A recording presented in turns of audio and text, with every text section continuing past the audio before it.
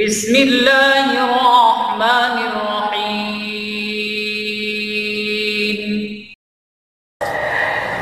আল্লাহ বলেন ইন্নী জাইলুন ফিল আরদি খলিফা, আমি মানুষ তৈরি করব আরদুন জমিনে। কোথায়? জমিনে। জমিন বলা হয় পৃথিবী নামক গ্রহটাকে।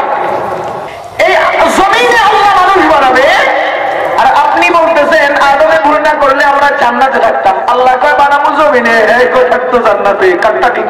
আল্লাহ আরো জোরে বল আল্লাহ। আল্লাহটা ঠিক হলে আমারটা ভুল। এখানে আনুষঙ্গিক অনেক কথা ছিল, আমি আমার মূল কথাগুলো হারিয়ে ফেলবো কিনা এই জন্য আল্লাহ করতেছি না। এই পৃথিবী নামক গ্রহের মধ্যেই মানুষ বসবাস করবে, মঙ্গল গ্রহে কেউ বসবাস করতে পারবে না। যাদের দেশে কোনো মানুষ থাকতে পারবে না। মঙ্গল গ্রহ চাষ এই মহাকাশ বৈজ্ঞানিকদের বিজ্ঞান, তাদের গবেষণা, তাদের রেজাল্ট আমাদেরকে মুসলমান বানাচ্ছে না, মুসলমানদেরকে আরো বেঈমান বানিয়ে দিচ্ছে। একটা উদাহরণ দিয়ে আমি সামনে আগাবো। সমস্ত বৈজ্ঞানিক এক পাল্লা একত্র করলে সারা বিশ্বের সূচনা থেকে কিয়ামত পর্যন্ত সব বৈজ্ঞানিকদের বিজ্ঞান, মাথা, মগজ সব 1000 কোটি আইনস্টাইন একত্র করলে যত বড় বৈজ্ঞানিক হবে, সারা বিশ্বের সমস্ত মানুষেরা যদি আইনস্টাইনের মতো এত উচ্চ মানের বৈজ্ঞানিক হয়, এই সব বৈজ্ঞানিকরা একত্র করলে যত বিজ্ঞান হবে, বৈজ্ঞানিক হবে, আমাদের নবীজি তার চেয়ে হাজার কোটি গুণে বৈজ্ঞানিক। কারণ তোমরা যে স্যাটেলাইটের মাধ্যমে, স্যাটেলাইট এমন একটা শক্তি যেটা দুনিয়ার কিছু দূর উপরে থাকে, এটা একটা পাওয়ার, এটা আল্লাহর তৈরি করা, আল্লাহর ইশারা। যেমন উদাহরণস্বরূপ আমি বুঝিয়ে দিই আপনাদেরকে, এই জমিন থেকে অল্প কিছু দূর উপরে একটা স্তর আছে, স্তর। এই স্তরটাকে স্যাটেলাইট বলে, স্যাটেলাইট।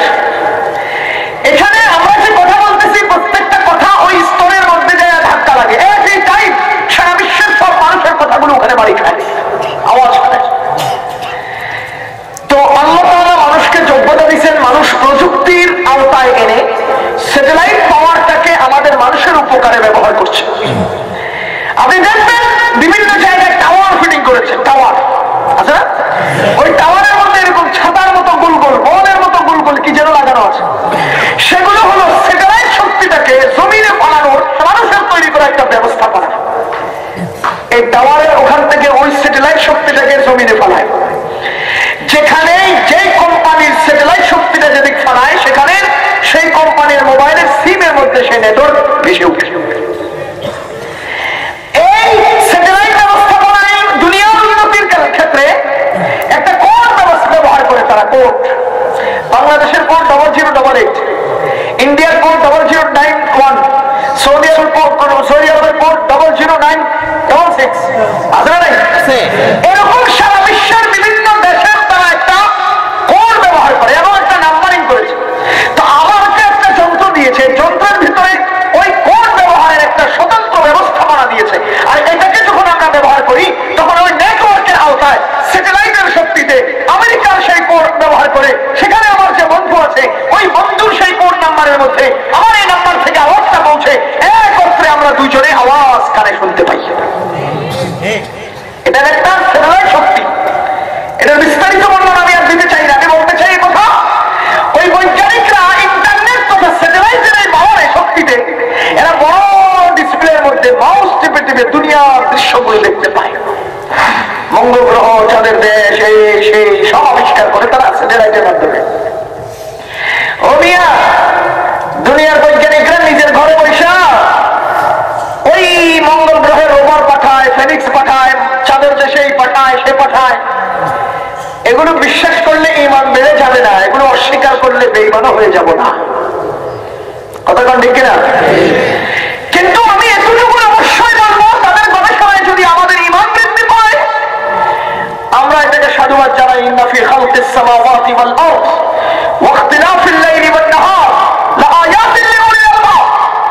নিশ্চয় আল্লাহর সৃষ্টিগুলোর মধ্যে, দিবারাত্রির পরিবর্তনের মধ্যে যারা জ্ঞানী তাদের জন্য উপদেশ রয়েছে। তাদের গবেষণায় আমাদের জন্য যদি উপদেশ খুঁজে পাওয়া যায়, তাহলে সেটাকে আমরা সাধুবাদ জানাই। কিন্তু তাদের গবেষণা দ্বারা যদি আমাদের ঈমান চলে যায়, যেমন একেবারে সহজ উদাহরণ দিলে বুঝবেন, সহজ। তারা ঘুরে, কথা বলো, আর তারা বলতেছে পৃথিবী ঘুরে। এই পৃথিবী ঘুরার দ্বারা কি ফায়দা? সূর্য ঘুরার দ্বারা কি ফায়দা? সূর্য না ঘুরে পৃথিবী ঘুরলে কি লাভ? তাদের গবেষণায় কিয়ামতকে অস্বীকার করে, হাসরকে অস্বীকার করে। তাদের গবেষণায় হাসরকে কি করে? অস্বীকার করে। যদি বলেন না অস্বীকার করে। তারা বলতে চায় যে পৃথিবী আপন গ্রহ, আপন কক্ষপথে চলে, পিছনে আরেক গ্রহ আসতেছে, সামনে আরেক গ্রহ আছে, ঘুরতে থাকে। পৃথিবীর গতি একদিন কমে যাবে, তো দুই গ্রহের চিপায় পড়ে পৃথিবীটা ধ্বংস হয়ে যাবে। যা এমনি এমনি ধাক্কা খেয়ে মারা যায়, মরে যায়, বা শেষ হয়ে যায়, ধ্বংস হয়, সেটা নতুন করে আবার সৃষ্টির কোনো প্রয়োজন হয় না। অথচ কোরআন বলে নুফিখা ফিস-সূর ফাসাইকা মান ফিস সামাওয়াতি ওয়া মান ফিল আরদ, আল্লাহর ইঙ্গিতে, আল্লাহর ইশারায়, ইসরাফিলের শিরদার ফুৎকারের মাধ্যমে আসমান জমিন ধ্বংস হবে। যার পিছনে ইঙ্গিত থাকবে আল্লাহ, তা আবার আল্লাহর ইঙ্গিতে আবার তৈরি হবে। তাদের গবেষণায় আমাদের কিয়ামতকে অস্বীকার হয়, আমাদের আল্লাহর কোরআনের বাণীতে আমাদের কিয়ামতকে আমরা স্বীকার করতে হয়। এবার আরো কাছে আসেন, আমাদের নবীজি শ্রেষ্ঠ বৈজ্ঞানিক, কথা বলেন কেন? তোমরা নিজের জায়গায় বসে দুনিয়াদারি করো, আমাদের নবীজি কত বড় বৈজ্ঞানিক হিসাব মিলাও। নিজের শরীরে আল্লাহর হুকুমে, আল্লাহর ইঙ্গিতে, আল্লাহর ইশারায়, আল্লাহর কুদরতি শক্তিতে আমাদের নবীজির শরীরে এক আসমান, দুই আসমান, তিন আসমান, 4, 5, 6 সব আসমান ভেদ করে সিদরাতুল মুনতাহা, জান্নাত, জাহান্নাম সহ আল্লাহর আরশ আযীম পর্যন্ত সফর করে আসছে। তাহলে আমাদের বৈজ্ঞানিক কত বড় বৈজ্ঞানিক, হিসাব করে মিলানো সম্ভব? জিবরাইল আলাইহিস সালামের নাম জানেন? জি জি। আল্লাহর একান্ত গোপন প্রিয়, আল্লাহর গোপন বিষয়গুলো আম্বিয়া কিরামের কাছে যিনি ট্রান্সফার করতেন, পৌঁছাতেন, তিনি হলেন জিবরাইল আলাইহিস সালাম। ওমর ইবনে খাত্তাব বলেন, একদিন মসজিদে নববীতে বসে আছি, এমন সময় জিবরাইল আসলেন, নবীজির কাছে বসলেন, বসে কয়েকটা প্রশ্ন করলেন। আমি পুরো বিস্তারিত হাদিসের পূর্ণ বর্ণনা দিচ্ছি না, শুধু মূল কথাটা বলি। প্রথমে প্রশ্ন করলেন ঈমান কি জিনিস, নবীজি উত্তর দিলেন। 2 নম্বরে প্রশ্ন করলেন ইসলাম কি জিনিস, নবীজি উত্তর দিলেন। 3 নম্বরে প্রশ্ন করলেন ইহসান কি জিনিস, নবীজি উত্তর দিলেন। 4 নম্বরে প্রশ্ন করলেন মাসমাতাস সাআহ, ইয়া রাসূলুল্লাহ কিয়ামত কবে হবে? কে জিজ্ঞেস করেছেন? কাকে জিজ্ঞেস করেছেন? সমস্ত পৃথিবীর সকল বৈজ্ঞানিকের হেড বৈজ্ঞানিক মুহাম্মদুর রাসূলুল্লাহ সাল্লাল্লাহু আলাইহি ওয়াসাল্লাম তাকে জিজ্ঞেস করতেছে আল্লাহর একান্ত কাছে পিয়ন জিবরাইল, মাতাসা ইয়া রাসূলুল্লাহ কিয়ামত কবে হবে? আমাদের নবীজি বলেন, মাল মাসউলু আনহা বিআলামা মিনাস সাইল, কিয়ামত কবে হবে আমিও জানি না, তুমিও জানো না। ইন্নাল্লাহা ইনদাহু ইলমুস সাআহ, কিয়ামতের ইলম একমাত্র আল্লাহ তাআলা জানেন। কিয়ামত কবে হবে আল্লাহই জানেন। বলেন কিয়ামত কবে হবে? অথচ মুরব্বী লোকেরা ভালো করে জানেন, বুঝেন। মনে আছে 2001 সালে মে মাসের 5 তারিখে কিয়ামত হবে, বৈজ্ঞানিকরা ঘোষণা দিয়েছিল। আরে কথা কই না? ঢাকার সমস্ত বাড়িঘর খালি, রাস্তাঘাট খালি, মানুষ বাড়ি ঘরে চলে গেছে, কালকে কিয়ামত হবে। আত্মীয় স্বজনের সাথে বলতে চাই, আমি তখন টঙ্গীর এক মাদ্রাসায় লেখাপড়া করি। ও মুসলমান একটা মহিলা এসে আমাকে বলে, হুজুর, আমি তখন ছাত্র, আমাকে বলে, হুজুর আমার ছেলেটা নুরানিতে পড়ে, ছোট্ট ছেলে, আমার ছেলেটাকে একটু ছুটি নিয়ে দেন। জিজ্ঞেস করলাম কেন? মহিলাকে, হুজুর কালকা তো কিয়ামত হইব, আমরা মায় পুতে কাতরে মরু। হুজুর কালকা তো কিয়ামত হইব, আমরা মায় পুতে কাতরে মরু। নাউজুবিল্লাহ কয় না। ও মুসলমান, 2001 সাল গিয়ে 2011 সাল, 2012 সাল, 16 সাল আসছে কিনা, 17 সাল আসছে কিনা, ওই কিয়ামত হইল না? তাহলে বুঝা গেল ওই দিন তারা এই এলানটা করে দিয়ে আমাদের ইমানটাকে বাড়ায় দিছে না খাইয়া দিছে। ও মুসলমান, মঙ্গল গ্রহ পৃথিবী থেকে 4 কোটি 42 লক্ষ মাইল দূরে। মঙ্গল গ্রহ পৃথিবী থেকে কত কোটি, কত লক্ষ মাইল? 4 কোটি 42 লক্ষ মাইল দূরে পৃথিবী থেকে। আজকে দুনিয়ার ওই সমস্ত বৈজ্ঞানিকরা আমাদেরকে তেজস্মতি কাহিনী শুনে মঙ্গল গ্রহে মানুষ পড়াবে, ওখানে মানুষ বাস করবে। আল্লাহু আকবার। সেখানে একটা ফেনিক্স পাঠিয়েছে, ফেনিক্সের রোবটিক হাত আছে। ওরা বলতে চায় রোবটিক হাতের মাধ্যমে, তারা ওই রোবটিক হাতের মাধ্যমে সেখান থেকে একটু মাটি উঠিয়েছে, একটা গ্লাসের উপর রেখেছে, সেখান থেকে একটু ধোঁয়া উঠেছে, ওরা স্যাটেলাইটের মাধ্যমে দেখতে পেয়েছে। এরা সবাই তালি লাগিয়ে মিষ্টি বিতরণ করে আমেরিকায় খেয়েছে মুসলমান। আমি ভাইয়েরা খুশি করতেছে, মঙ্গল গ্রহে পানির সন্ধান পাওয়া গেছে। আদৌ কোনো মানুষ ছিল অথবা মানুষের সন্ধান পাওয়া গেছে? ও মুসলমান, আল্লাহর বান্দাগণ, বৈজ্ঞানিকরা বের করেছে পানি পাওয়া গেলে মানুষ বাস করতে পারে। আমার আল্লাহ বলেন ওয়াজাআলনা মিনাল মাই কুল্লা শাইইন হাই, সমস্ত কিছুকে আমি আল্লাহ পানি থেকেই জীবন দান করেছি। কোরআনে নাই? তা আমার আল্লাহ 1400 বছর আগে যেটা নাযিল করে শুনাইয়া দিয়েছেন, হেরা এটা আবিষ্কার করছে।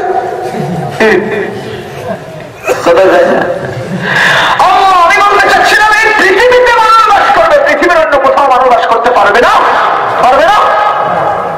এখন মঙ্গল গ্রহে মানুষ পাঠাবে কত কিলোমিটার দূরে? 4,42,00,000 মাইল। সেখানে একটা ফেরিস 7,000 কিলোমিটার বেগে চলে এক মিনিটে, 7,000 কিলোমিটার বেগে 1 মিনিটে চলে। এগুলো তথ্যগুলো বিভিন্ন কিতাবে পাওয়া যায়, আমরা পড়ি, জানি, শুনছি। এরা যা করছে আমরা তা মানছি। এই তো এমন এমন কথা আমাদেরকে মনে করে কইছি তো মাইনা ল, না মানতে পারলে তোরা দেখতে ল। 11,000 মাইয়া ঘোষণা দিছে, কয় আমার 3টা প্রশ্নের জবাব দিতে পারলে এর কাছে আমি বিয়ে হবো। কেউ এক প্রশ্নের জবাব দিতে পারে না, কারণ 3টে প্রশ্ন। 1 নাম্বার, সবচেয়ে আওয়াজ বড় আওয়াজ কিসের? বিকট আওয়াজ কিসের? 2 নম্বর প্রশ্ন, পৃথিবীর মাঝখান কোনটা? 3 নম্বর প্রশ্ন, আকাশে তারা আছে কয়টা? কথা বল, কে পারবে? কেউ পারে না।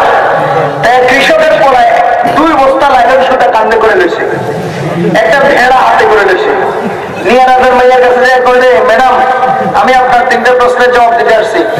বলো কত হলো হাত গেল তোর, কত হাতি গেল তোর? ভেড়ায় বলে কত চল, কত হাতি আমার লাগে পারে না, একটু কি জিজ্ঞাস। আপনার প্রথম প্রশ্নটা কি? আওয়াজ বড় কিসের? কত কয়জন ঠাড়া পড়ে তখন আওয়াজটা খুব উঠে যায়, মানুষ ভয় পেয়ে যায়। ঠিক আছে। 2 নম্বর প্রশ্ন, পৃথিবীর মাঝখান কোনটা? ওই যে করটিয়া হাট বাইপাসে যে করই গাছটা আছে ওইটা। না, আমি বিশ্বাস করি না। আরে আপনার এই প্রশ্ন আমি আজকে 2 বছর আগে শুনছি। আমি এই যে সুতাগুলো এনে নিয়ে আসছি, এগুলো গাছের লাগে বাইন্দা একবার দক্ষিণ দিক গেছি, একবার উত্তর দিক গেছি, একবার পশ্চিম দিক গেছি, একবার পূর্ব দিক গেছি, সারা পৃথিবীর মাইপা দেখছি। আমাদের বিশ্বাস না হলে মাইপা দেখেন।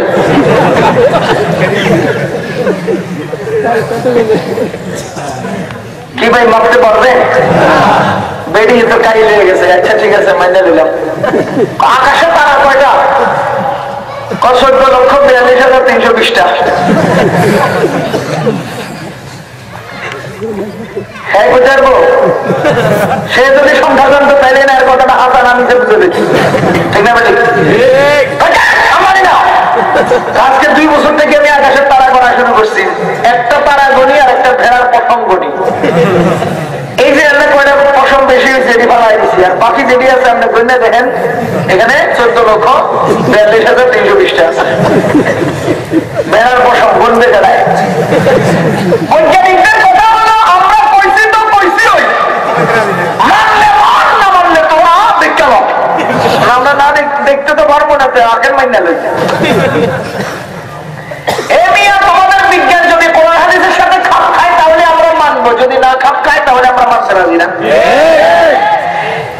সেই টেকনাফ থেকে তেঁতুলিয়া অথবা যাহা টাঙ্গাইল থেকে যদি ঢাকায় আপনাদের কোন পুরুষ আর মেয়ে মহিলা 2জনে একত্রে সফর করে, আর সারাদিন যদি ঘটনার চক্রে জ্যাম পড়ে, ওই মহিলাটা ঢাকায় গেলে সোজা হয়ে দাঁড়াইতে পারে না, বমি করতে উঠতে যায়। মাত্র 150 কিলোমিটার সফর করলে বেটি কাইল হয়ে যায়। 4,42,00,000 মাইল দূরে সফর করে মঙ্গল গ্রহে যাইবো। বেটি না গেলে তো বেটা দিয়ে কি করবো? পোলা ভাই নেবো, পোলা নেবো না তো আমার দেবো কেমনে? আমার যদি না হয় তাহলে বাস করবা কেমনে? বাস করতে হলে নারী পুরুষ 2জন যেতে হবো। 4,42,00,000 মাইল দূরে গেলে আমার মনে হয় বেটি 1 কোটি মাইল দূরে যাওয়ার আগে তো মরে খাইলে। আমার খালি হলো আর আমরা গরু, বিশ্বাস করে কথা জান ঠিক কিনা? আল্লাহ এই পৃথিবীকে আল্লাহ তৈরি করেছেন মানুষ বসবাসের জন্য, অন্য কোন গ্রহ উপগ্রহ মানুষ বসবাসের জন্য নয়, সেগুলো মানুষকে উপকারে আসার জন্য।